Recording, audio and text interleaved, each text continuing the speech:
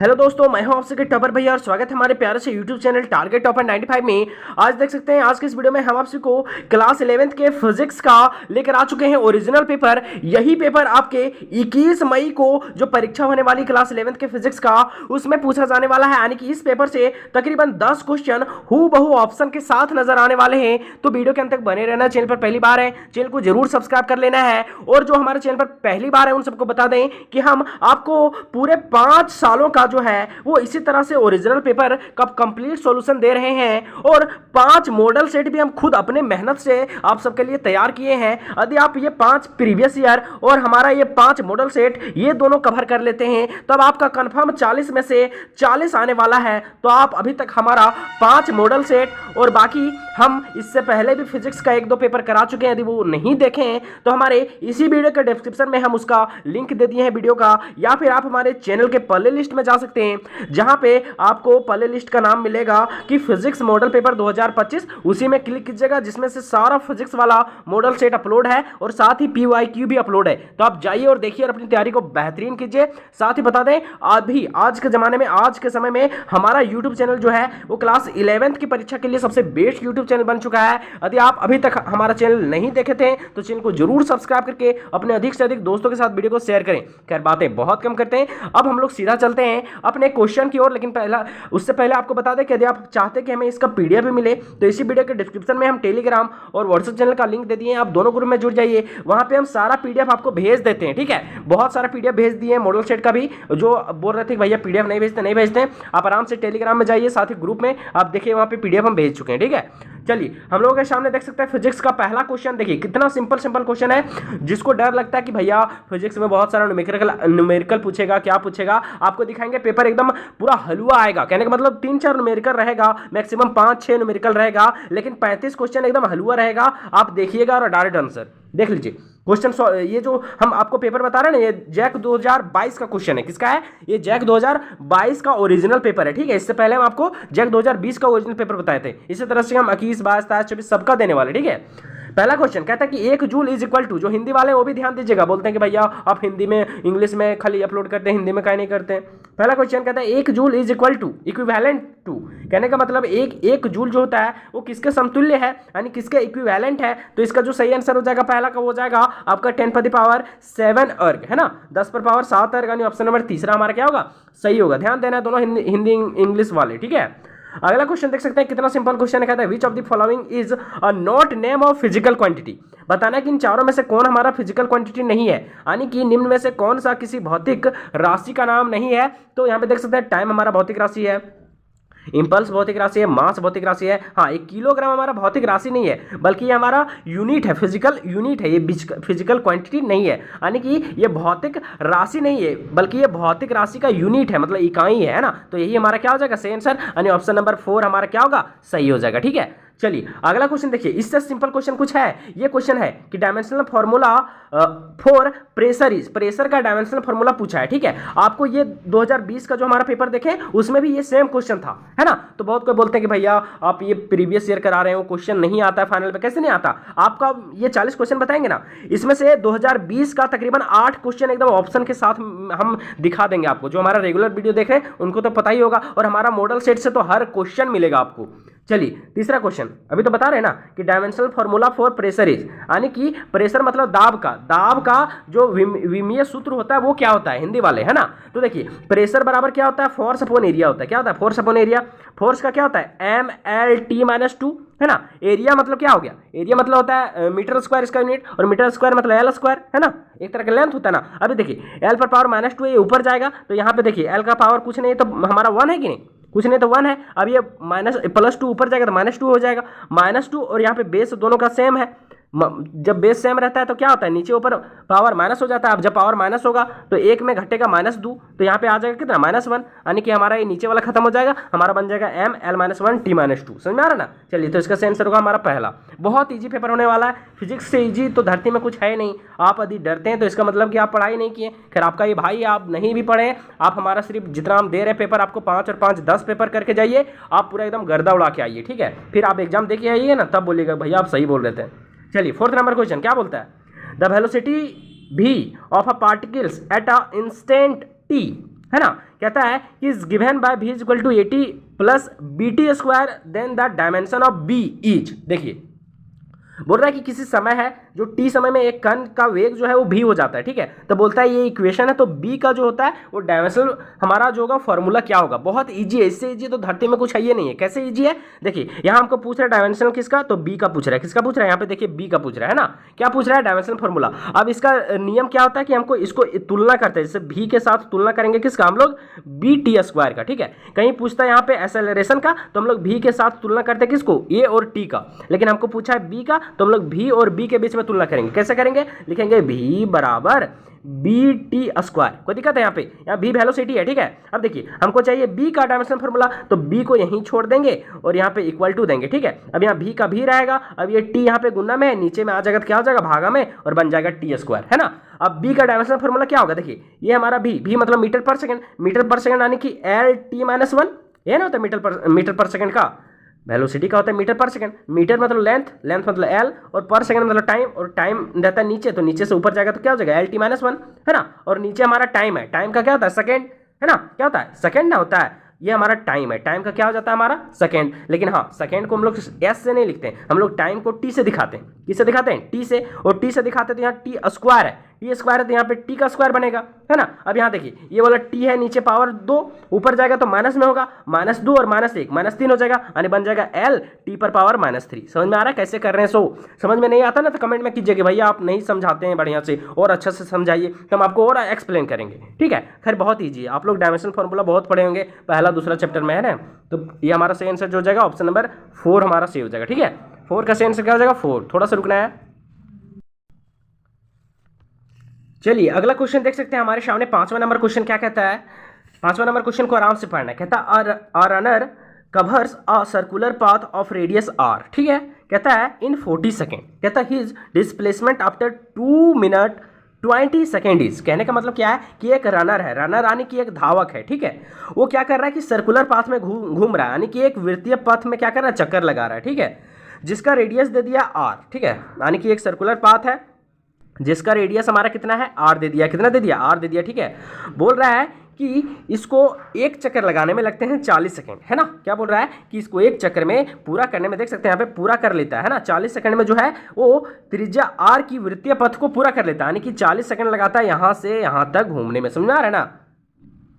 अब बोल रहा है कि वो कहीं डिस्प्लेसमेंट उसका क्या होगा, है ना, यानी कि जो रनर है उसका डिस्प्लेसमेंट निकालने बोल रहा है। कब, 2 मिनट और 20 सेकंड के बाद, है ना। तो यहाँ पे एक राउंड इसको लगाने में लगता है कितना, 40 सेकंड। कितना लगता है, 40 सेकंड। अब हम लोग निकालेंगे कि टोटल टाइम वो कितना घूम रहा है, ठीक है। तो देखिए 20 मिनट है, 20 मिनट में कितना सेकंड हो जाएगा, 120, और यहाँ पे 20 कितना हो जाएगा, 140 सेकंड। यानी कि हमको पूछ रहा है कि 140 सेकंड में उसका जो डिस्प्लेसमेंट होगा वो क्या होगा, यानी 140 सेकंड में जब घूमेगा तो कितना घूमेगा, है ना। तो देखिए 40 सेकंड यहाँ पे घुमा, फिर 40 दूनी 80 सेकंड, है ना, 40 दिया है, क्या होगा 120, है ना। टोटल जो घूमेगा 120 में 3 चक्कर लगाएगा, है ना। देखिए 40 सेकंड में एक चक्कर यहाँ पहुंचेगा, फिर यहाँ से जैसे शुरू किया तो 40 सेकंड, फिर 80 सेकंड, 2 बार घुमा, फिर ये तीसरा बार 120 सेकंड, कितना हो गया, 120 हो गया। और हमको घूमना कितना, 140 सेकंड, तो 20 सेकंड और घूमेंगे, 20 सेकंड घूमेंगे तो आधे घूम पाएंगे ना। अरे हम लोग रुक जाएंगे कहाँ, 140 सेकंड के बाद हम लोग यहाँ आ जाएंगे। समझ आ गया ना, यानी हम लोग यहाँ से चलना शुरू किए थे और हम लोग 140 सेकंड में एक यहाँ घूमेंगे, ऐसे ऐसे घूमेंगे और 2.5 बार में मतलब यहाँ आ जाएंगे। समझ में आ रहा है कुछ। अब यहाँ जब आ जाएंगे तो हमको पूछा डिस्प्लेसमेंट, और डिस्प्लेसमेंट मतलब क्या होता है, शॉर्टेज डिस्टेंस बिटवीन 2 पॉइंट। इस पॉइंट से चला था और इस पॉइंट का मैं पूछ रहा है ना। तो यहाँ से यहाँ तक का डिस्टेंस हम लोग निकालेंगे, और यहाँ से यहाँ तक का डिस्टेंस क्या हो जाएगा हमारा, d हो जाएगा, यानी कि डायमीटर इसका हो जाएगा। तो ऐसा भी तो बोल सकते हैं कि जो डायमीटर होता है वो 2r के बराबर होता है, बोल सकते हैं कि नहीं, यानी यहाँ भी r और इधर भी डिस्टेंस r, यानी 2r हो जाएगा, है ना। तो इसका सही आंसर हमारा क्या हो जाएगा, ऑप्शन नंबर दूसरा, है ना। बहुत इजी पूछेगा, आप लोग टेंशन नहीं लीजिए। जब तक हम है तो आपको डरना है ये नहीं है, आप नहीं भी पढ़े, आपका सिलेबस नहीं भी कंप्लीट है, नो, कोई टेंशन नहीं लेना आपको यार। चलो 6 नंबर क्वेश्चन क्या कहता है, कहता है कि a body starts at a velocity 20 metre per second, है ना। कहता है कि if its acceleration is 2 metre per second square then the velocity of the body after 10 second is. कहता है एक पिंड का जो वेग है, यानी वेलोसिटी है वो कितना है 20 मीटर पर सेकंड, कितना है 20 मीटर पर सेकंड, ठीक है। वो बोलता है कि उसका जो एक्सेलरेशन है यानी कि त्वरण जो है वो उसका कितना है 2 मीटर पर सेकंड स्क्वायर। तब कहता है कि उसका वेलोसिटी जो होगा वो 10 सेकंड बाद कितना होगा, यानी आफ्टर 10 सेकंड बाद उसका वेलोसिटी क्या होगा। अब ये भी ऐसा भी क्वेश्चन हम आपको 2020 में करा चुके हैं और हर साल पूछा है 2021, 22, 23, 24, 25 में भी इससे क्वेश्चन पूछेगा। कैसे निकालेंगे समझना है आराम से। हमको दिया है पहले वेलोसिटी v बराबर क्या दिया है हमारा 20 मीटर पर सेकंड, है ना, यूनिट नहीं लिख रहे हैं। ये बराबर हमारा दिया कितना 2 मीटर पर सेकंड स्क्वायर। हमारा टी टाइम दे दिया कितना 10 सेकंड, कितना दिया है 10 सेकंड, समझ आ रहा है ना। अब हमको पूछ क्या रहा है, तो हमको पूछ रहा है इसका क्या पूछ रहा है, कहाँ गया, हाँ, स्टार्ट विद वेलोसिटी इतना the acceleration then the velocity of the body after 10 second. हमको वेलोसिटी ही पूछ रहा है ना। कब, तो हमारा लास्ट में जब वो रुकता है। तो आपको पता है कि हम लोग जो इनिशियल वेलोसिटी को u से दिखाते हैं, है ना, और फाइनल वेलोसिटी को हम लोग v से दिखाते हैं, यानी हमको v पूछ रहा है। अब आपको पता है कि v बराबर u प्लस 80 होता है। इससे इजी कुछ है, कुछ नहीं है, बैठा दीजिए बस। v हमको पूछ रहा है, u का वैल्यू कितना है 20, चलिए, ये का वैल्यू कितना है 2, चलिए, t का वैल्यू कितना है 10, चलिए, 10 दूनी 20 और 20 में 20 जोड़ेंगे कितना हो गया बाबू 40 मीटर पर सेकेंड। इससे इजी है कुछ धरती में। चलिए इसका सही आंसर हो जाएगा पहला 40 मीटर पर सेकेंड। 6 का सही आंसर हो जाएगा पहला। अब बताइए है फिजिक्स कुछ टफ, बहुत इजी है, बस आप हमारे साथ जुड़े रहिए। आपको तो एकदम ये सब, जैसा आप लोग क्या खाते हैं नहीं बोलेंगे वैसा ना, आप लोग जैसे मटन चिकन कितना मज़ा से खाते हैं उतना मज़ा आएगा आपको फिजिक्स और सारा विषय पढ़ने में। केमिस्ट्री तो और मज़ा आएगा पढ़ने में, है ना। तो आप लोग हमारे साथ रहिए, आप लोग को रोज़ अच्छा अच्छा चीज़ खिलाएंगे। 7वां नंबर क्वेश्चन क्या बोलता है, बोलता है the area under velocity time graph for a particle in a given interval of time represents. क्या बोल रहा है समझना है आराम से। बोल रहा है कि जो एरिया होगा कहाँ, तो अंडर वेलोसिटी टाइम ग्राफ वो क्या देगा, वही पूछ रहा है। यानी कि हमारा एक ग्राफ है, वो कौन सा ग्राफ है, तो वेलोसिटी और टाइम का ग्राफ है, ठीक है। तो बोल रहा है कि वेलोसिटी और टाइम के ग्राफ में मान लेते हैं वेलोसिटी इधर है और टाइम हम लोग इधर लिखेंगे, तो ये ग्राफ बनेगा, इसका कुछ ना कुछ एरिया बनेगा ना, जैसे ग्राफ बनाएंगे तो उसका जो एरिया होता है वो क्या बताता है। तो आप लोग पढ़े होंगे कि जो वेलोसिटी टाइम का ग्राफ होता है उसका एरिया बताता है डिस्प्लेसमेंट, यानी ऑप्शन नंबर D4 हमारा क्या होगा, सही होगा। अब नहीं भी जानते मान लो क्या बताता है, तो आप लोग एक पढ़े होंगे कि जो हमारा वेलोसिटी होता है वो होता है डिस्प्लेसमेंट डिवाइडेड बाय टाइम, है ना, यही ना होता है वेलोसिटी बराबर कि डिस्प्लेसमेंट डिवाइडेड बाय टाइम, यही होता है। अब हमको पूछ रहा है वेलोसिटी टाइम ग्राफ, यानी ये है हमारा वेलोसिटी, ये है हमारा टाइम ग्राफ, तो क्या बच गया डिस्प्लेसमेंट, तो डिस्प्लेसमेंट देगा। यही कह रहा था डिस्प्लेसमेंट टाइम ग्राफ, तो क्या देता वेलोसिटी देता। ये हम 2020 वाला भी समझाएं, और जो हमारा रेगुलर वीडियो देख रहे हैं उसको तो मजा आता होगा पढ़ने में, है ना। तो इसका सही आंसर क्या हो जाएगा डिस्प्लेसमेंट, ऑप्शन नंबर 4। समझ में आया, बहुत ईजी है, बहुत ईजी है, बहुत ईजी। चलिए अगला क्वेश्चन क्या है रे बाबा, 8वां नंबर क्वेश्चन देखिए क्या बोल रहा है। कहता है 2 car A and B are running at a velocity 60 kilometre per hour एंड 45 किलोमीटर पर आवर। कहता है what is the relative velocity of car A with respect to car B। कहता है बोथ आर मूविंग ईस्टवर्ड, है ना, आराम से समझना। देखिए बोल रहा है कि 2 गो कार है, 2 गो गाड़ी है ना, 2 क्या है मारुति गाड़ी है मान लेते हैं। एक का स्पीड है 60 किलोमीटर पर आवर, दूसरे का है 45। चलिए मान लेते हैं कि इसका 60 किलोमीटर पर आवर है और इसका हमारा 45 किलोमीटर पर आवर। दोनों गाड़ी क्या कर रहा है, मूव कर रहा है। अब इसका रिलेटिव वेलोसिटी पूछ रहा है, सापेक्ष वेलोसिटी, ठीक है। जहां पे पूछ रहा है कि if both are moving eastward, यानी कि दोनों हमारा ईस्टवर्ड यानी कि पूरब की तरह जो है वो दौड़ रहे हैं, यानी दोनों का डायरेक्शन सेम है। और आपको पता है कि जब 2 चीज़ों का 2 वेलोसिटी जो होता है वो सेम डायरेक्शन में होता है, 2 ऑब्जेक्ट का वेलोसिटी सेम डायरेक्शन में होता है, तो उसका वेलोसिटी जो होता है वो डिफरेंस हम लोग निकालते हैं, यानी कि उसका जो रिलेटिव वेलोसिटी आता है ना वो हम लोग घटाते हैं, 60 में से 45 घटाएंगे। यही कह रहा था कि एक हमारा जा रहा है ईस्टवर्ड और दूसरा जा रहा है वेस्टवर्ड, यानी अपोजिट डायरेक्शन रहता तो दोनों का वेलोसिटी क्या हो जाता, ऐड हो जाता, तब हमको रिलेटिव वेलोसिटी निकलता। आप इतना सिंपल तो पढ़े होंगे। अब 60 में घटाएंगे 45, कितने बचेगा, 15 बचेगा। ऑप्शन नंबर हमारा क्या हो जाएगा, पहला सही हो जाएगा। इससे जी कुछ है धरती में, बहुत आसान है चीजें, क्या है कुछ नहीं, घटा देना है। लेकिन हाँ कॉन्सेप्ट जब जानिएगा तब ना। और हमारा कॉन्सेप्ट बताने के लिए पता है बहुत एक दो बच्चा है, उसका कमेंट आया था कि भैया आप ठीक से पढ़ते भी नहीं है, थोड़ा पढ़ लीजिए बढ़िया से, है कि नहीं। तो होता क्या ना कि हम थोड़ा पढ़ते हैं एकदम स्पीड से, है ना, तो बहुतों को लगता है कि मूव्स को हम पढ़ रहे हैं मूविंग, है ना। तो कोई बात नहीं है, आप लोगों को समझ में आ रहा है ना जी। हमको नहीं आता पढ़ने, आप लोग सिखा रहे हैं, कितना अच्छा लगता है हमको। फिर आपका कमेंट जितना भी आता है ना बहुत प्यारा लगता है। हाँ एक का ऐसा भी कमेंट आया था कि भैया आप पढ़ाते कम है, बकवास ज़्यादा करते हैं। अब क्या करोगे, बोलने का आदत है, अब चुप हमको कर पाओगे, चलो करो। अच्छा चलो 9 नंबर क्वेश्चन, यार आप लोगों के चलते बोलते हैं ना, आप लोग नहीं इतना सपोर्ट करते तो कहाँ से बोल पाते हैं, कि नहीं। चलिए आप लोगों का बहुत बहुत धन्यवाद, है ना। चलिए क्या बोलता है 9th नंबर क्वेश्चन, कहता है particle moves with uniform velocity, which of the following statements about the motion of the particles is true. क्या बोल रहा है कि एक पार्टिकल है वो मूव कर रहा है, यानी कि घूम रहा है ना, वो यूनिफॉर्म वेलोसिटी के साथ घूम रहा है, यानी कि एक समान वेग के साथ जो है वो घूम रहा है। तो कहता है कि विच of the following statement about the motion of the particles is true, यानी कि हम इस कण के गति के बारे में, यानी इस कण के, इस पार्टिकल्स के मोशन के बारे में इन चारों में से क्या स्टेटमेंट जो है वो सही होगा, यानी कि इस पार्टिकल्स के बारे में हम लोग क्या बोल सकते हैं, है ना। क्या इसका स्पीड जो होगा वो जीरो होगा, इसका त्वरण जो होगा जीरो होगा, एक्सेलरेशन जीरो होगा, या फिर इसका एक्सेलरेशन जो होगा वो अपोजिट होगा इसके वेलोसिटी से, या फिर इसका स्पीड जो होगा वो वेरिएबल होगा, यानी बदलेगा। तो इसका सही आंसर हमारा हो जाएगा ऑप्शन नंबर दूसरा, यानी कि इट्स एक्सेलरेशन इज जीरो। क्या हो जाएगा, एक्सेलरेशन इसका जीरो हो जाएगा, है ना, यानी कि इसका त्वरण क्या हो जाएगा, शून्य हो जाएगा। चलिए 10वां नंबर क्वेश्चन कहता है कि free fall of an object in vacuum in a case of motion with, समझना आराम से। क्या बोल रहा है, बोल रहा है कि एक ऑब्जेक्ट को हम लोग वैक्यूम में, है ना, यानी कि एक पिंड को हम लोग जो है वो वैक्यूम में क्या कर रहे हैं, फ्री फॉल कर रहे हैं, यानी कि स्वतंत्रता पूर्वक गिरा रहे हैं।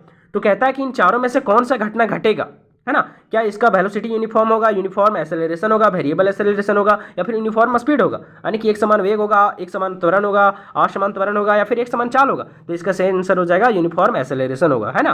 क्योंकि देखिए ऊपर से जब हम लोग कोई ऑब्जेक्ट को नीचे गिरा रहे हैं, है ना, तो इस पर कोई एक्सटर्नल चीज लग ही नहीं रहा है, क्योंकि हम लोग वैक्यूम में गिरा रहे हैं, है ना। अब वैक्यूम में गिराते तो इसका एक्सेलरेशन में कोई भी चेंजिंग नहीं आ रहा है, तो इसका यूनिफॉर्म एक्सेलरेशन हो जाएगा, यानी ऑप्शन नंबर बी हमारा क्या होगा, सही। बहुत इजी क्वेश्चन है। अगला है, देखिए कितना सिंपल क्वेश्चन है, बहुतों को लगेगा ये न्यूमेरिकल आ गया, नहीं बनेगा हमसे।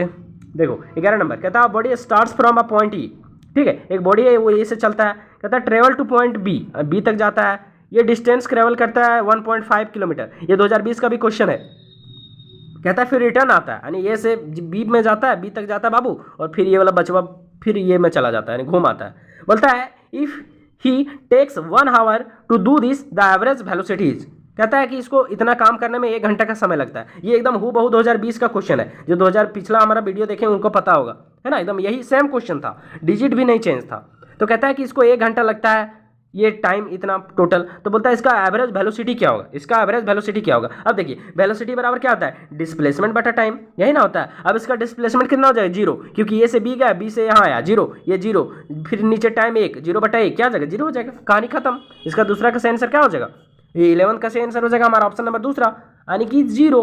कोई दिक्कत है समझने में, इससे यानी कि शून्य हो जाएगा, इतना इजी है। अरे यार चलो अगला 12 नंबर क्वेश्चन बोलता है which of the following is not a scalar quantity. इससे सिंपल कुछ है, बोलता है कि कौन जो है वो स्केलर क्वांटिटी नहीं है, यानी कौन जो है वो अदिश राशि नहीं है। तो इसका सही आंसर क्या हो जाएगा हमारा इम्पल्स, ऑप्शन नंबर 4 क्या हो जाएगा, ऑप्शन नंबर 4। अदिश राशि नहीं यानी कि सदिश है, तो सदिश एक एक है, बाकी सब तो अदिश है ना बाबू। तो इसका सही आंसर क्या हो जाएगा हमारा आवेग यानी कि इम्पल्स। चलिए अगला क्वेश्चन देख सकते हैं 13 नंबर क्वेश्चन क्या बोलता है, कहता है कि body is travelling in a circle at a constant speed it. कहने का मतलब क्या है कि एक बॉडी है, ठीक है, वो सर्कल में एक गोलाकार घर में क्या कर रहा है, गोलाकार है, उसमें से एक ग्राउंड में मान लो घूम रहा है, क्या कर रहा है, घूम रहा है, और उसका जो स्पीड है वो कांस्टेंट है ना, उसका चाल कैसा है, कांस्टेंट है यानी नियत चाल है। तो बोल रहा है कि इन चारों में से कौन सा घटना घटेगा, है ना। तो इसका जो 13 का सही आंसर क्या हो जाएगा हमारा कि हैज़ अन इनवर्ड एक्सेलरेशन, है ना। तो इसका जो एक्सेलरेशन होगा वो यहाँ पे इनवर्ड आएगा, यानी एक्सेलरेशन अंदर की तरफ होगा इसका त्वरण, है ना। इसका कांस्टेंट वेलोसिटी कहाँ होगा, इसका स्पीड है कांस्टेंट, तो वेलोसिटी भी कांस्टेंट नहीं हो सकता, है ना। हाँ हैज़ नो एक्सेलरेशन, कैसे नहीं, एक्सेलरेशन तो होगा, घूम रहा है। तो कहता है कि has an outward radial acceleration, नहीं रेडियल एक्सेलरेशन कैसे होगा, आउट ओर नहीं लगेगा, अंदर की ओर एक्सेलरेशन होगा ना। तो इसका सही आंसर होगा हमारा पहला। समझ में आ रहा है ना क्या बोलना चाह रहे। सो अगला है 14 नंबर क्वेश्चन क्या बोलता है, कहता है which of the following remains constant for a projectile motion. अब इससे सिंपल क्वेश्चन है, प्रोजेक्टाइल मोशन में कांस्टेंट क्या होता है, हॉरिजॉन्टल कंपोनेंट ऑफ वेलोसिटी, है ना, यही ना कांस्टेंट होता है। ये रहा प्रोजेक्टाइल, ये रहा उसका हॉरिजॉन्टल कंपोनेंट ऑफ वेलोसिटी, कभी भी ये बदलता है, हमेशा कांस्टेंट रहता है। तो ऑप्शन नंबर तीसरा हमारा क्या हो जाएगा, 14 का सही हो जाएगा। बताइए इतना सिंपल क्वेश्चन पूछ देता है बच्चा लोग सो, और डर जाता है सबको। देखिए क्या बोल रहा है, बोलता है कि यहाँ पे vector A plus vector B का यहाँ पे है दिया हुआ मैग्नीट्यूड, और इक्वल टू है vector A minus vector B, तो यहाँ पे बोल रहा है कि then the angle between vector A and vector B will be, है ना। तो क्या होगा एंगल, इसको याद कर लेना है। इसका एंगल जो होगा वो cos थीटा आएगा। आप सोल्यूशन कीजिएगा ना, कैसे सोल्यूशन कीजिएगा पता है आपको, आप पता होगा कि इसको a प्लस बी है तो इसको a प्लस बी करेंगे और फिर यहाँ पे डॉट प्रोडक्ट करेंगे हम लोग। क्या करेंगे, a प्लस बी है ना यहाँ पे, फिर a प्लस बी का डॉट करेंगे और फिर a प्लस बी करेंगे, फिर इक्वल टू करेंगे, फिर a माइनस बी का डॉट करेंगे और ऐसे सॉल्व करेंगे तो आपका फाइनल आएगा cos थीटा बराबर 0। क्या आएगा, cos थीटा बराबर 0। और cos थीटा का वैल्यू 0 कब होता है, cos 90 पर। तो इसका फाइनली जो हमारा आंसर आ जाएगा एंगल का, वो एंगल कितना हो जाएगा 90 डिग्री। समझ में आ रहा है थीटा का वैल्यू। तो इसका सही आंसर हो जाएगा हमारा क्या, ऑप्शन नंबर 4। 15 का सही आंसर क्या हो जाएगा हमारा, ऑप्शन नंबर 4। इससे इजी कुछ है धरती में। अगला क्वेश्चन 16 नंबर क्वेश्चन क्या बोलता है, which of the following is not a property of null vector, है ना। यानी कि निम्न में से कौन सा गुण जो है वो शून्य सदिश का नहीं है। नल वेक्टर का गुण कौन नहीं है, नल वेक्टर मतलब कि जीरो वेक्टर, यानी शून्य वेक्टर जिसका वैल्यू 0 हो, उसे क्या बोलते हैं। अब देखिए हम लोग 0 प्लस 1 करेंगे मतलब ये, तो 0 में ये जोड़ेंगे तो ये ना आएगा, तो ये तो सही है। यहाँ पे देखिए, यहाँ पे हमारा क्या है, लेमड़ा इंटू 0 इक्वल टू 0। हाँ, 0 से किसी यानी नल वेक्टर से किसी को भी 0 करेंगे मतलब गुना करेंगे 0 हो जाएगा। यहाँ पे देखिए 0 से गुना कर रहे हैं ए से, ए को, तो ये कभी भी आएगा। यहाँ पे आंसर क्या होना चाहिए 0, यानी यही जो है वो प्रॉपर्टी नहीं है, यानी ऑप्शन नंबर तीसरा हमारा क्या हो जाएगा, सही हो जाएगा। समझ में आया कुछ, देखिए इतना सिंपल है। अगला 17 नंबर क्वेश्चन क्या बोलता है, कहता है in case of a projectile motion what is the angle between the velocity and acceleration at the highest point. इससे सिंपल कुछ है, देखिए क्या बोल रहा है कि इन प्रोजेक्टाइल मोशन, चलिए प्रोजेक्टाइल हो रहा है ठीक है, तो बोल रहा है कि इसमें से जो एंगल होगा कहाँ, तो वेलोसिटी और एक्सेलरेशन के बीच, वो भी हाईएस्ट पॉइंट पर, यानी इस पॉइंट पर, है ना। इसका वेलोसिटी होगा इस डायरेक्शन में, एक्सेलरेशन कहाँ होगा, नीचे लगेगा, है ना। जी नीचे नहीं लगेगा, एक्सेलरेशन ड्यू टू ग्रेविटी, है ना। तो जी हो गया इसका नीचे, इधर हो गया वेलोसिटी इसका इधर, है ना। ये कोई ऑब्जेक्ट है तो इसका वेलोसिटी इधर होगा, ग्रेविटी इधर होगा, तो इसके बीच में एंगल पूछ रहा है, बताइए कितना लगेगा, 90 डिग्री। रे बाबा, इसका सही आंसर क्या हो जाएगा हमारा, तो इसका सही आंसर हो जाएगा ऑप्शन नंबर तीसरा, ठीक है। यानी कि ऑप्शन नंबर तीसरा हमारा क्या हो जाएगा, 17 का सही हो जाएगा। चलिए अगला क्वेश्चन 18 नंबर क्वेश्चन क्या बोलता है, क्या बोलता है देखिए, कहता है the centripetal force acting on a body under doing circular motion is, है ना। क्या बोल रहा है कि सर्कुलर मोशन कर रहा है कोई बॉडी, तो उसका जो हमारा सेंट्रीपिटल फोर्स होगा उसका वैल्यू क्या होगा, है ना। तो इसका सही आंसर क्या हो जाएगा हमारा 18 नंबर का, तो 18 का सही आंसर हो जाने वाला है m²r, ठीक है। ऑप्शन नंबर पहला हमारा सही हो जाएगा, ठीक है। अगला क्वेश्चन देख सकते हैं आपके सामने 19 नंबर क्वेश्चन क्या बोलता है, देखिए which Newton's law is the real law of motion. कितना सिंपल है, न्यूटन सेकेंड लॉ, यानी कि न्यूटन के कौन से गति विषयक नियम की गति का वास्तविक नियम है, तो न्यूटन का द्वितीयक नियम, ऑप्शन नंबर दूसरा। अगला क्वेश्चन देख सकते हैं क्या कहता है, कहता है 20 number question the motion of a particle of mass m is described by y is equal to ut plus half gt square. कहता है the force acting on the particle is, यानी कि एक कोई जो पार्टिकल्स है ना वो मोशन कर रहा है जिसका मास m है, तो बोल रहा है कि उसका y जो है वो कुछ इतना है, तो बोल रहा है कि इसका जो फोर्स होगा वो बॉडी पर लगेगा और पार्टिकल पर लगेगा, वो फोर्स कितना लगेगा, है ना। अब फोर्स का देखिए यहाँ से हम लोग निकालेंगे, इसको पूरा डिफरेंशिएशन करेंगे, फिर उतना ज़्यादा नहीं जाएंगे, है ना। सीधा हम आपको इसका आंसर बता देते हैं।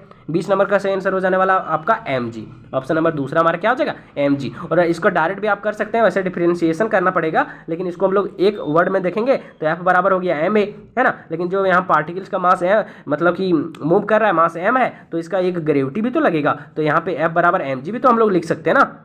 समझ में आ रहा है ना कुछ, तो इसका इससे ऐसे भी कर सकते हैं, लेकिन ऐसे मेन तरीका नहीं है। मेन इसका हम लोग इसका लॉन्ग थोड़ा डेरिवेशन होता है, इसको हम लोगों को डिफ्रेंशिएट करना पड़ता है, फिर इसको इक्विवेलेंट करना पड़ता है ना, तो उतना हम लोग नहीं जाएंगे। डायरेक्ट इसका आंसर आपको याद रखना है, कितना होगा इसका दूसरा यानी कि mg, ठीक है। चलिए अगला क्वेश्चन देख सकते हैं आपके सामने 21 नंबर क्वेश्चन क्या कहता है, कहता है large force is acting on a body for a short time the impulse imparted in equal to the change in. कहने का मतलब किसी पिंड पर, है ना, यानी कि किसी बॉडी पर, है ना, फोर्स लग रहा है बहुत कम टाइम के लिए, शॉर्ट टाइम के लिए, तो बोलता है कि उसका जो इम्पल्स होगा, है ना, वो इम्पार्ट हो रहा है तो वो किसके बराबर होगा, नहीं उसका जो इम्पल्स होगा वो किसके बराबर होगा, उस पर जो आवेग लगेगा वो किसके बराबर होगा, है ना। तो इसका सही आंसर क्या हो जाएगा, मोमेंटम के बराबर। ऑप्शन नंबर दूसरा हमारा क्या हो जाएगा 21 का सही हो जाएगा, है ना। और ये जो हमारा मॉडल सेट कवर किए हैं और जो प्रीवियस ईयर हमारा पहला वाला वीडियो देखें उसमें भी ये हम लोग क्वेश्चन डाले थे। अगला क्वेश्चन क्या बोलता है 22 नंबर क्वेश्चन, कहता है cork of mass 10 gram of floating on water, कहता है the net force acting on the cork is. क्या बोल रहा है कि मान लेते हैं एक हमारा क्या है, मान लेते हैं कि बीकर है, ठीक है, इसमें पानी भर दिए, क्या भर दिए, पानी भर दिए, और इसमें से एक कॉर्क जो है वो तैर रहा है, कॉर्क का हमारा क्या हो रहा है, हमारा तैर रहा है, ठीक है, कॉर्क तैर रहा है, कॉर्क छाप दे, थोड़ा सा टाइम लग जाएगा, कोई बात नहीं, ऐसे ऐसे ना होता है, कॉर्क ऐसे होता है, यहाँ पे ऐसे होता है, ठीक है, मान लीजिए। तो यहाँ पे एक कॉर्क क्या हो रहा है, पानी में तैर रहा है, ठीक है, इस कॉर्क का जो मास है वो दिया है 10 ग्राम, ठीक है। तो बोल रहा है कि इस पर जो फोर्स लगेगा कॉर्क पर, नेट फोर्स, वो कितना लगेगा, तो इस पर नेट फोर्स 0 लगेगा। क्यों? क्योंकि यहाँ पे देखिए ये कॉर्क तैर रहा है, तो इसके नीचे जो जी लग रहा है उसका भी वैल्यू जो होगा, और ऊपर से जो इस पर फोर्स लग रहा है उसका वैल्यू, जब दोनों इक्वल होगा तब ना तैरेगा। कहीं इस पर ऊपर वाला वैल्यू ज़्यादा रहता तो यहाँ पे डूब जाता बेचारा, और कहीं नीचे वाला इस पर जो उत्प्लावन बल जो हम लोग जिसको बोलते हैं वो कहीं पर ज़्यादा रहता तो यहाँ पे और ऊपर चल जाता, ये नीचे नहीं जाता, तैरता नहीं। समझ रहा कुछ क्या बोलना चाह रहे हैं? सो तो इसका जो नेट फोर्स हो जाएगा क्या हो जाएगा, 0 हो जाएगा, यानी ऑप्शन नंबर 4 हमारा 22 का क्या हो जाएगा, सही हो जाएगा, ठीक है। अगला क्वेश्चन देख सकते हैं यहाँ पे 23 नंबर क्वेश्चन कहता है रोलिंग फ्रिक्शन इज, ये भी हम क्वेश्चन अपने मॉडल सेट में दिए हैं। रोलिंग फ्रिक्शन जो होता है हमेशा लेस देन स्लाइडिंग फ्रिक्शन होता है, तो इसका सही आंसर क्या हो जाएगा हमारा पहला, ठीक है। तो सामने 24 नंबर क्वेश्चन कहता है bullet of mass 40 gram is fired from a gun of mass 8 kg with velocity of 800 metre per second. कहता है calculate the recoil velocity of gun. कहने का मतलब क्या है कि एक गन है, गन बोले तो पिस्तौल, देखिए यहाँ पे ये पिस्तौल रहा, ये पिस्तौल है, क्या है हमारा, एक गन है, ठीक है, ये हमारा क्या है, एक गन है मान लीजिए, ठीक। अब ये गन है, इसका मास दे दिया कितना, 8 kg, इसका मास जो है, इसका जो द्रव्यमान है वो 8 kg है ना। बोल रहा है कि इससे एक बुलेट छूटता है, बुलेट बोले तो गोली, ठीक है, यहाँ पे एक मान लेते हैं गोली इसमें भरा हुआ है, जिसका मास दिया कितना, 40 ग्राम, कितना दिया है, 40 ग्राम। बोल रहा है कि बुलेट जब छूटता है, मतलब चलिए गोली निकल गया, ठीक है, तो इसका वेलोसिटी जो है वो कितना है, 800 मीटर पर सेकंड। तो पूछ रहा है कि इसका रिकॉल वेलोसिटी क्या होगा, ठीक है। अब यहाँ पे देख सकते हैं कि यहाँ पे हमारा जो बुलेट है ना, उसका मास को मान लेते हैं कहीं m1, तो उसका वेलोसिटी हमारा क्या हो जाएगा, v1, है ना। तो यहाँ पे हमारा गन है, गन का मास मानना पड़ेगा हमको m2, है ना। तो यहाँ पे इसका जो वेलोसिटी होगा गन का वो हमारा क्या हो जाएगा, हमारा v2, यानी हमको v2 पूछा है रिकॉल वेलोसिटी। अब आपको पता है कि यहाँ पे हमारा m1 और हमारा v1 बराबर हो जाएगा किससे, m2 और v2 के, है ना, क्योंकि हमेशा हर एक चीज़ कंजर्व रहता है ना, ही घटता है ना ही बढ़ता है, दोनों बराबर होगा। जितना m1 हमारा और v1 का प्रोडक्ट आएगा उतना ही हमारा m2 और v2 रहेगा, है कि नहीं। अब यहाँ पे m1 बोले तो हमारा बुलेट का मास कितना है, 40 ग्राम, है ना। अब ग्राम को हमको केजी में बदलना पड़ेगा, क्योंकि आपको पता है सॉल्व करने के लिए हम लोग सारी चीज़ को स्टैंडर्ड यूनिट में बदलते हैं। अब आपको पता है कि हम लोग जब भी ग्राम को बदलेंगे किस में, केजी में, तो 1000 से भागा देंगे, ठीक है। तो यहाँ पे हो जाएगा 40/1000, कोई दिक्कत। अब यहाँ पे इंटू बोले तो v1 हमारा वेलोसिटी इसका कितना है, 800 मीटर पर सेकेंड, कोई दिक्कत। इक्वल टू क्या हो जाएगा, m2 और v2, m2 मतलब मास ऑफ गन, है ना, मास ऑफ गन का मास कितना है, 8 kg, तो 8 इंटू v2, यही तो हमको पूछ रहा है। चलिए अब यहाँ पे गुन्ना में है 8, इधर ले जाएंगे भागा में हो जाएगा, तो यहाँ पे ऐसे लिख सकते हैं इसको इंटू, और यहाँ पे खत्म हो जाएगा। चलिए अब 2 शून्य बाबू, यहाँ से 2 शून्य चला गया, अब यहाँ पे 8 एकम 8, यहाँ से 8 खत्म हो गया, अब यहाँ से 1 0 से यहाँ 0 खत्म हो गया, अब बचा खाली कितना, 4 बचा, क्या बचा, 4, यानी कि हमारा v2 का वैल्यू कितना आ जाएगा, 4 मीटर पर सेकेंड। v2 हमारा 4 मीटर पर सेकेंड, लेकिन माइनस में आएगा, क्यों, क्योंकि पूछ रहा है रिकॉल वेलोसिटी, और रिकॉल वेलोसिटी हमेशा माइनस में होता है, ठीक है। तो इसका आंसर हो जाएगा हमारा 4 नंबर -4 मीटर पर सेकेंड। समझ में आया। अब इससे जी है कुछ धरती में, अब बहुतों को लगेगा न्यूमेरिकल से नहीं, हमको डर लगता है न्यूमेरिकल नहीं बनता है, सब बनेगा जब तक आपका ही भाई है। कहता है block of mass m is placed on a flat surface, कहता है force applied to move it, कहता है पैरेलल टू दी सरफेस, कहता था frictional force F developed is proportional to the. कहने का मतलब क्या है कि एक हमारा क्या है, यहाँ पे देख सकते हैं एक ब्लॉक है, ठीक है, जिसका मास m है, इसका मास कहते हैं m है, इसको रखा गया एक फ्लोट सरफेस पर, चलो इसको रख देते हैं फ्लोट सरफेस पर, इस पर फोर्स लगा रहे हैं, इस पर चलो हम लोग फोर्स लगाते हैं, ठीक है, और वो भी फोर्स लग रहा है पैरेलल, यहाँ पे देखें पैरेलल लिखा है, कोई बात नहीं, हम लोग पैरेलल पहले से छाप दिए थे, है ना। चलिए तो बोल रहा है कि इसका जो फ्रिक्शनल फोर्स होगा, है ना, यानी यहाँ जो घर्षण बल लगेगा, ठीक है, वो डेवलप होगा, वो किसके बराबर होगा, है ना। तो इसका जो सही आंसर हो जाएगा 25 नंबर का, वो हो जाएगा आपका क्या, कि मास ऑफ द बॉडी का, यानी कि फ्रिक्शन उतना मतलब लगेगा जितना मास होगा। आपको पता है कि मास उतने लगेगा जितना फ्रिक्शन होगा, आपको पता है कि फ्रिक्शन कम, मास कम होगा तो फ्रिक्शन कम लगेगा, मास ज़्यादा होगा तो फ्रिक्शन ज़्यादा लगेगा, है ना। तो मास पर डिपेंड करता है, तो इसका आंसर होगा हमारा दूसरा। चलिए अगला क्वेश्चन देख सकते हैं, 26 नंबर क्वेश्चन आपके सामने। यहाँ पे क्या कहता है, आपको मजा आ रहा है पढ़ने में तो लाइक कर सकते हैं, है कि नहीं, मन करेगा तो खैर कोई बात नहीं है। चलिए 26 नंबर क्वेश्चन कहता है body is being reach to height h, ठीक है, कहता है from a surface of earth, कहता है what is the sign of work done by, दो क्वेश्चन है, अप्लाइड फोर्स और दूसरा ग्रेविटेशनल फोर्स रिस्पेक्टिवली, दोनों का पूछा है। क्या बोल रहा है कि कोई पिंड है, कोई वस्तु है, ठीक है, वो क्या बोल रहा है कि पृथ्वी की सतह से h ऊंचाई तक उठाया जाता है, ठीक है, कोई एक ऑब्जेक्ट है, चलो यहाँ था पहले और ये पृथ्वी पर था, ठीक है, ये धरती है, क्या हमारा, ये मान लो हमारा धरती है, इस पर मान लो एक गेंद रखा है, सपोज करते हैं एक गेंद रखा है। अब क्या किया जाता है, इसको ऊपर उठाया जाता है, चलो ऊपर उठा दिए, ठीक है, तो फोर्स लगेगा ना, ऊपर ले जा रहे गेंद को तो पकड़ के, है ना, अर्थ से ऊपर ले जाया जा रहा है, ठीक है, चलिए उठा दिए हम लोग ऊपर। तो बोलता है कि लगाए गए बल, ठीक है, तो इस पर जो बल लगाने उठाने में इसको ऊपर जो बल लगेगा सो, और दूसरा गुरुत्वीय बल जो इस पर कार्य करेगा, ठीक है, यानी कि इस पर जो ग्रेविटेशनल फोर्स जो वर्क करेगा वो क्या होगा, उसका वैल्यू पूछ रहा है, पॉजिटिव कौन होगा, नेगेटिव कौन होगा। तो देखिए हम लोग कोई भी ऑब्जेक्ट को क्या कर रहे हैं, ऊपर उठा रहे हैं, यानी उस पर जो अप्लाइड फोर्स होगा,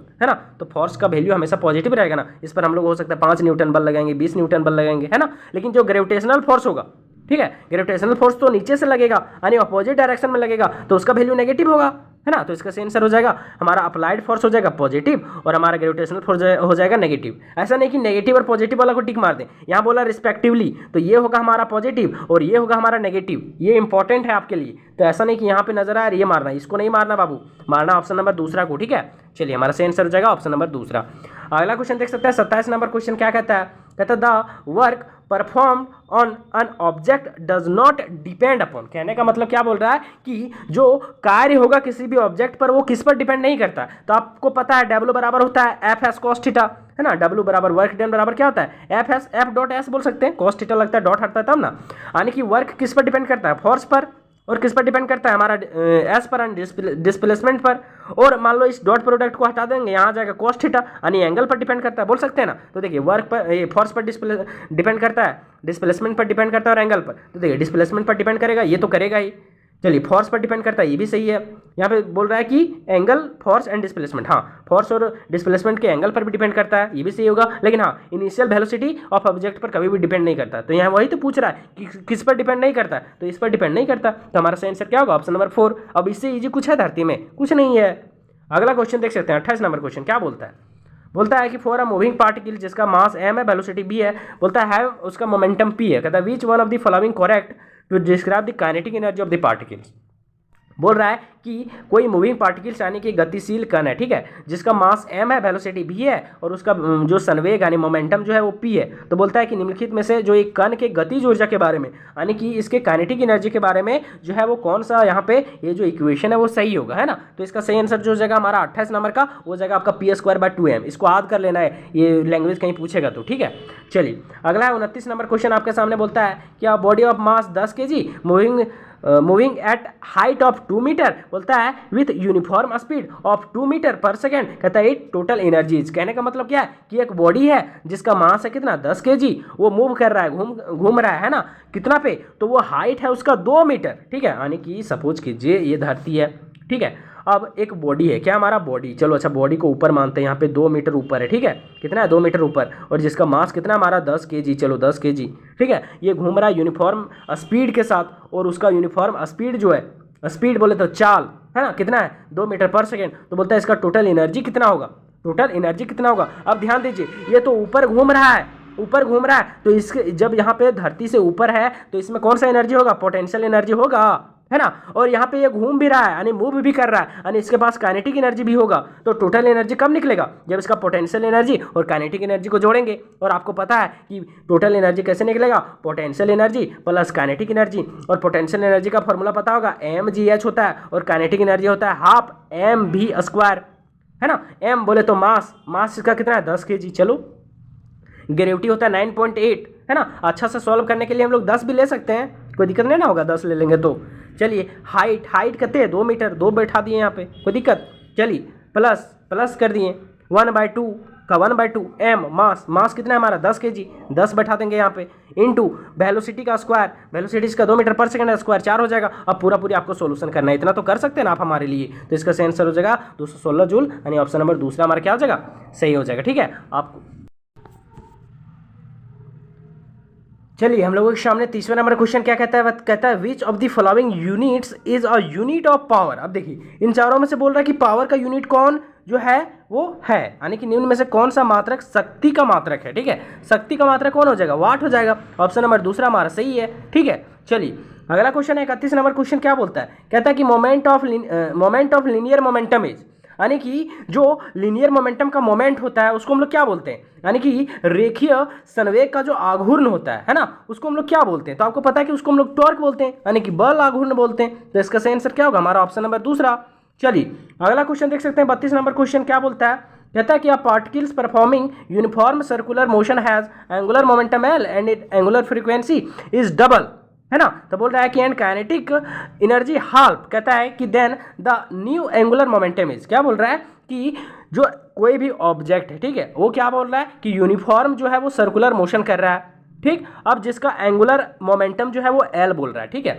अब कर क्या रहा है कि ये जो ऑब्जेक्ट है जिसका एंगुलर मोमेंटम एल है उसका एंगुलर फ्रीक्वेंसी डबल कर दे रहा है, यानी कि इसका एंगुलर फ्रीक्वेंसी को दोगुना कर दे रहा है और काइनेटिक एनर्जी को आधा कर दे रहा है, ठीक है, यानी 1/2 कर दे रहा है। तो बोल रहा है कि इसका जो न्यू एंगुलर मोमेंटम आएगा वो क्या हो जाएगा, तो वो 1/4 गुना हो जाएगा, यानी कि वो हो जाएगा L/4, यानी कि 4 गुना घट जाएगा, ठीक है। तो इसको याद कर लेना, इसका सही आंसर होगा ऑप्शन नंबर दूसरा, ठीक है। 32 का सही आंसर ऑप्शन नंबर बी। अगला क्वेश्चन चलिए आपके सामने 33 नंबर क्वेश्चन कहता था velocity of centre of mass of the system remains constant, कहता है if the total external force acting on the system is, कहने का मतलब कोई सिस्टम है यानी कोई ऑब्जेक्ट है, ठीक है, उसका बोल रहा है कि जो उसका सेंटर ऑफ मास है, किसका सेंटर ऑफ मास, तो उसके वेलोसिटी का वो हमारा रिमेन्स कांस्टेंट है, ठीक है। तो बोलता है उसका टोटल एक्सटर्नल फोर्स जो लगेगा उस सिस्टम पर वो कितना लगेगा, यानी कि कोई निकाय है यानी कोई ऑब्जेक्ट है जिसका जो है वो द्रव्यमान केंद्र का वेग, द्रव्यमान केंद्र का वेग बोले तो सेंटर ऑफ मास यानी velocity of centre of mass, ठीक है।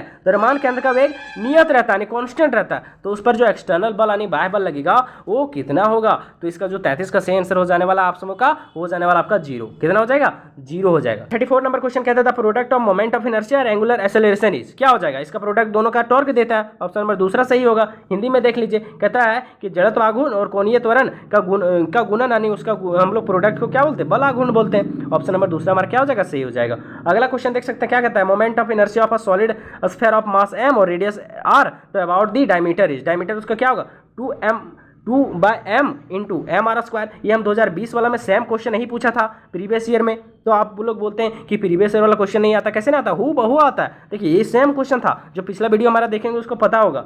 अगला है 36 नंबर क्वेश्चन, बोलता है वर्क इज रिप्रेजेंटेड बाय, यानी कि कार्य को किससे दर्शाया जाता है, कितना सिंपल है, W बराबर क्या होता है F.S, यही ना होता है। तो इसका सही आंसर क्या हो जाएगा, ऑप्शन नंबर तीसरा, देखिए यहीं पे है। चलिए अगला क्वेश्चन आपके सामने 37 नंबर क्वेश्चन क्या बोलता है, कहता है the value of G at the centre of the earth is, है ना, यानी कि ये पृथ्वी है उसके सेंटर पर जो हमारा G का वैल्यू होता है वो क्या होता है, 0 होता है, कितना होता है 0 होता है। 37 का सही आंसर होगा पहला। हाँ 2020 में उल्टा पूछा था, 2020 में क्या पूछा था कि वहाँ पे पूछा था कि G का जो वैल्यू होगा वो 0 कहाँ होगा, तो वहाँ पे हम लोग ऑप्शन में मारे थे कि सेंटर ऑफ अर्थ पर उसका वैल्यू 0 होगा। तो क्वेश्चन का तरीका बदलता है, बाकी हर एक क्वेश्चन रिपीट करते रहता है। बोलता है the escape velocity from the surface of the earth is, कहने का मतलब पूछा है स्केप वेलोसिटी यानी कि RE बराबर क्या होता है। स्केप वेलोसिटी आपको पता होगा कि हम लोग वैसा वेलोसिटी जिस पर किसी ऑब्जेक्ट को हम फेंकेंगे तो ग्रेविटी से बाहर निकल जाएगा यानी कभी लौट के ही वापस नहीं आएगा, उसी को ना बोलते हैं स्केप वेलोसिटी, और उसका फॉर्मूला होता है √2G/RE। ऑप्शन नंबर दूसरा हमारा 38 का सही होगा। इससे इजी कुछ है धरती में, कुछ नहीं है, बहुत इजी पेपर आएगा, आप लोग टेंशन नहीं लीजिए। देखिए ये वाला भी क्वेश्चन था, है ना, बोला कि the temperature of a body in Celsius is 40 degree Celsius, the temperature in Fahrenheit is, है ना, यानी कि बोला 40 डिग्री का, हमको फ़ारेनहाइट में बताइए कितना डिग्री फ़ारेनहाइट होगा। अब इसका फॉर्मूला होता है डिग्री फ़ारेनहाइट बराबर क्या होता है 9/5 इंटू डिग्री सेल्सियस प्लस 32, याद रखना पड़ेगा आपको। और पिछला साल 2020 में भी क्वेश्चन पूछा था, सुना रहा, बहुत इजी रहता है आपका। चलिए डिग्री सेल्सियस कितना दिया 40, तो यहाँ पे 40 बैठाएंगे, देखिए 5 8 40, है ना, अब देखिए 9 72 और यहाँ पे हम लोग 32 जोड़ेंगे, कितना आ जाएगा 2 और 2 4, 7 दिन 10, 104 डिग्री फ़ारेनहाइट। इससे सिंपल है कुछ। चलिए अगला क्वेश्चन देखिए 40 नंबर क्वेश्चन क्या बोलता है speed of sound wave in air, ये भी क्वेश्चन था सेम, तो यहाँ पे क्या हो जाएगा increase with increase in humidity, option number तीसरा। ये हूबहू एकदम था 2020 में पूछा गया, ठीक है। तो 40 का सही आंसर हम लोगों का क्या हो जाएगा, ऑप्शन नंबर तीसरा हम लोगों का क्या हो जाएगा सही। तो ये आपका प्यारा सा 2000 जो है वो 22 का जो फाइनल ईयर में क्वेश्चन आया था वो हम लोग कंप्लीट करते हैं। इसी तरीके से हम लोग 23 और 24 का भी कंप्लीट करेंगे, तब आपकी तैयारी जबरदस्त हो जाएगी। तो आपको वीडियो कैसा लगा कमेंट में जरूर बताएं। मिलते हैं